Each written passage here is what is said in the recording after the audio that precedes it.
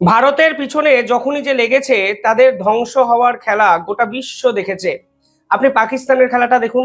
দিনের পর দিন পাকিস্তানে একের পর এক সেনাবাহিনীর কনভয় উড়ে যাচ্ছে, অফিস আদালতে যেখানে সেখানে বিস্ফোরণ হচ্ছে, এবং পাকিস্তান সরকার কিভাবে এই বিস্ফোরণ থামাবে সেটাই তাদের কাছে এখন সব থেকে বড় মাথা ব্যথার কারণ। আর এই ঘটনার সূত্র ধরেই আজকে তুরস্কতে যে ঘটনা ঘটলো তাতে একটা জিনিস পরিষ্কার হয়ে যায় যে যদি আপনারা ভারতকে এইভাবে ক্রমাগত অশান্ত করার চেষ্টা করেন, তাহলে সেই অশান্তকর আগুনের ছাই আপনার দেশ অব্দি পৌঁছে যাবে এবং সেই আগুনে আপনাকেও পুড়তে হবে। আজকে তুরস্কের ডিফেন্স মিনিস্ট্রির একটি C-130 কার্গো এয়ারক্রাফট মুহূর্তের মধ্যে ভেঙে পড়ল, যার ফলে তুরস্কের 20 জন সেনা কিন্তু স্পট মারা গেলেন। এবং সেই ভিডিও, সেই ছবি প্রকাশ্যে আসতেই গোটা বিশ্ব রীতিমতো চমকে গেছে। কারণ এই C-130 এই এয়ারক্রাফট এই বিশ্বের অন্যতম শক্তিশালী এবং আধুনিক এয়ারক্রাফট, এবং গোটা বিশ্বের প্রায় প্রায় সব দেশ যারা মিলিটারি অত্যন্ত স্ট্রং তারা কিন্তু এই C-130 এয়ারক্রাফট ব্যবহার করে। আর সেই বিমান কেন হঠাৎ করে ভেঙে পড়লো এবং এর পিছনে আদৌ অন্য কোনো কারণ জড়িয়ে আছে নাকি তা ভাবতে গিয়ে তুর্কি সরকারের কিন্তু ঘুম উড়ে গেছে। যে তথ্য সামনে এসছে সেখানে বলা হচ্ছে আজারবাইজান বর্ডার, যে আজারবাইজান অপারেশন সিন্দুরে পাকিস্তানকে সহায়তা করেছে, শুধুমাত্র মিলিটারি সাপোর্ট দিয়ে নয়, ডিপ্লোম্যাটিক স্তরেও আজারবাইজান এবং তুরস্ক ওপেনলি ভারত বিরোধিতা করেছে। এবং কিছুদিন আগে যে দিল্লি ব্লাস্ট হয়েছে সেখানেও কিন্তু তুরস্কের পক্ষ থেকে কোনো সমবেদনা জানানো হয়নি।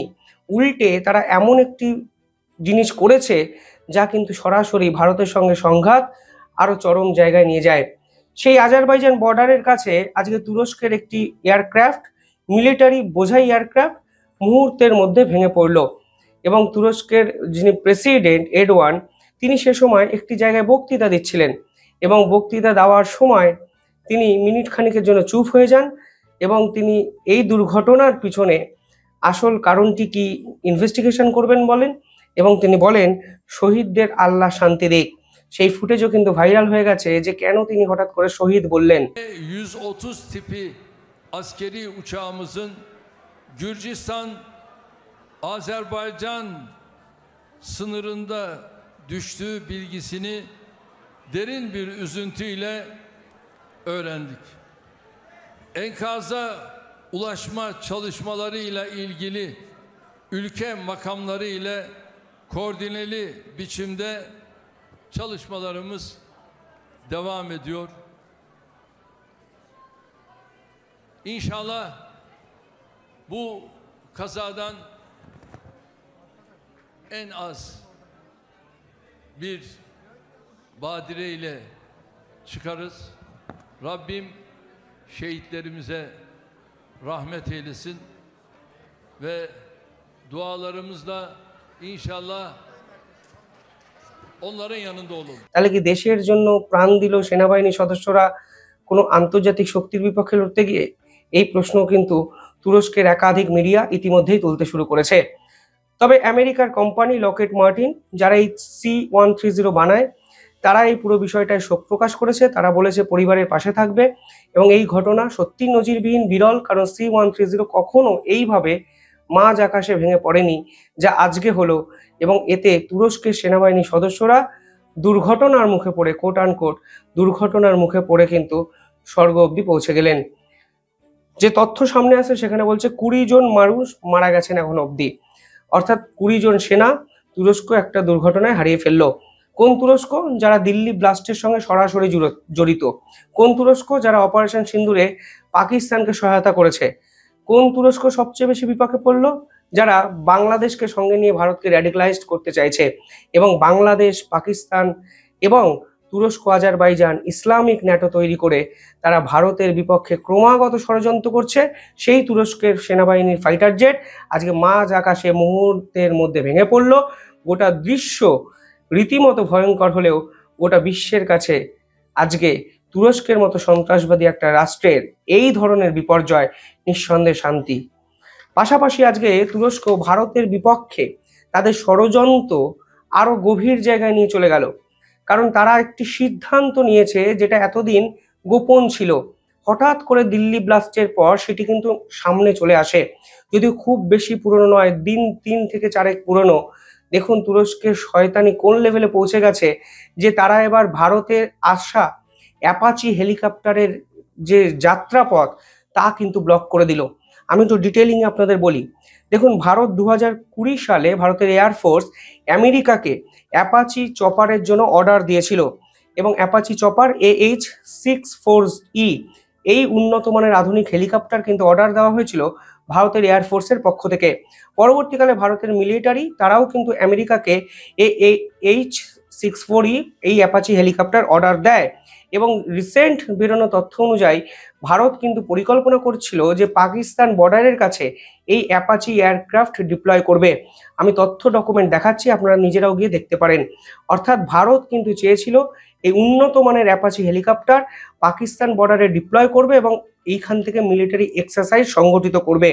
অ্যাপাচি হেলিকপ্টার আসলে বিভিন্ন জায়গায় কার্যকরী, যেমন ভঙ্গুর জমি, এবং এটা ল্যান্ডিং এর জন্য কোনো সমতল সারফেস সবসময় দরকার হয় সেটা নয়, অনেক রকম পজিটিভ জিনিস এই অ্যাপাচি হেলিকপ্টারে কিন্তু আছে। এবার 2020 সালে অক্টোবর মাসে অর্ডার দেওয়া এই অ্যাপাচি হেলিকপ্টার 2025-এ ভারতবর্ষের উদ্দেশ্যে আসতে শুরু করে। 30শে অক্টোবর জার্মানিতে একটি কার্গো এয়ারক্রাফট ফাঁকা অবস্থায় দাঁড়িয়েছিল এবং সেই এয়ারক্রাফট প্রথমে আমেরিকাতে যায় এবং ঠিক ছিল আমেরিকা থেকে সেই অ্যাপাচি হেলিকপ্টার যেগুলো ভারতবর্ষে আসবে সেগুলো লোড করে তারা নিয়ে আসবে। একটি কার্গো এয়ারক্রাফট যার number AN124, serial number UR82008, এই এয়ারক্রাফট প্রথমে জার্মানি থেকে টেক অফ করে খালি অবস্থায় অক্টোবরের 30 তারিখ। 1 তারিখ অর্থাৎ 1 নভেম্বর সেটা মেসা গেটওয়ে এয়ারপোর্ট আমেরিকায় কিন্তু অবতরণ করে এবং মেসা গেটওয়ে এয়ারপোর্ট থেকে সেটি কিন্তু মানে ইংল্যান্ডে পাড়ি দেয় এবং 1 তারিখই ইস্ট মিডল্যান্ড এয়ারপোর্টে সেটি অবতরণ করে এবং আমেরিকা থেকে লোড করে যখন অ্যাপাচি হেলিকপ্টার ব্রিটেনে যায়, ইংল্যান্ডে যায়, তখন ইংল্যান্ড থেকে সেটি ভারতের উদ্দেশ্যে যাবে এই রকমই পরিকল্পনা ভারত সরকার, ভারতের মিলিটারির কিন্তু ছিল। কিন্তু ঘটনাচক্রে দেখা যায় 8 নভেম্বর অবধি অর্থাৎ 1 তারিখ থেকে 8 তারিখ অবধি সেটি কিন্তু ক্লিয়ারেন্স পায় না। পরবর্তীকালে কি জানা যায় জানেন? সেটি ক্লিয়ারেন্স পায়নি কারণ তুরস্ক নাকি এয়ার স্পেসকে বন্ধ করে দিয়েছে এবং অনন্তকাল ধরে তো ব্রিটেনের বা এই যে ইংল্যান্ডের এয়ারপোর্টে তো দাঁড় করিয়ে রাখা সম্ভব নয় একটি এয়ারক্রাফটকে, কারণ সেখানে আরো অন্য অনেক দেশের প্লেন ওড়ে। ফলে আপনি 7 দিন ধরে একটি বিমানকে দাঁড় করিয়ে রেখেছেন হেলিকপ্টারকে বোঝাই করে, সেটা কার্যত ইমপ্র্যাকটিক্যাল। ফলে সেই এয়ারক্রাফটটি ফের একবার মেসা গেটওয়ে এয়ারপোর্টে কিন্তু ফিরে যায় 8 তারিখ। পরবর্তীকালে জানা যায় ইউরো এশিয়ান টাইমসে যে তুরস্ক সরাসরি এয়ার স্পেসকে ডিনাই করে দিয়েছে, কারণ তুরস্ক চায় না ইংল্যান্ড থেকে এই অ্যাপাচি হেলিকপ্টার অর্থাৎ ভারতের অস্ত্র বোঝাই একটি কার্গো তাদের বায়ুপথ থেকে, তাদের আকাশপথ থেকে উড়ে গিয়ে ভারতে আসুক। এবং তুরস্ক অফিসিয়ালি এটা নিয়ে একটি বিবৃতি দিয়েছে যা অত্যন্ত শকিং। তারা বলেছে the current state of relation between Indian and তুরস্ক, অর্থাৎ বর্তমান তুরস্ক এবং ভারতবর্ষের যে সম্পর্ক, এর জন্যই তারা ভারতের এই মিলিটারি মানে অস্ত্র বোঝাই কার্গোকে ব্লক করে দিয়েছে। ফলে মাঝ আকাশ থেকেই এই অ্যাপাচি হেলিকপ্টার ফের আবার আমেরিকাতে ফিরে চলে গেছে। নিঃসন্দেহে তারা চাইছে সংঘাত, তারা লড়াই করতে চাইছে ভারতের সঙ্গে। আর এদিকে ভারত দিল্লি ব্লাস্টের সঙ্গে জড়িত ব্যক্তি এবং তুরস্কের যে হ্যান্ডেলার সরাসরি এই যোগসাজশ প্রমাণ করে দিয়েছে। ইন্টারপোলের রেড নোটিশ জারি হবে, আন্তর্জাতিক স্তরে তুরস্কের আসল যে চেহারা তা কিন্তু ফাঁস করার জায়গায় ভারতবর্ষ চলে গেল। অর্থাৎ নিঃসন্দেহে গুরুত্বপূর্ণ ডেভেলপমেন্ট। আপনারা কিভাবে দেখছেন পুরো বিষয়টি কমেন্টে জানাবেন।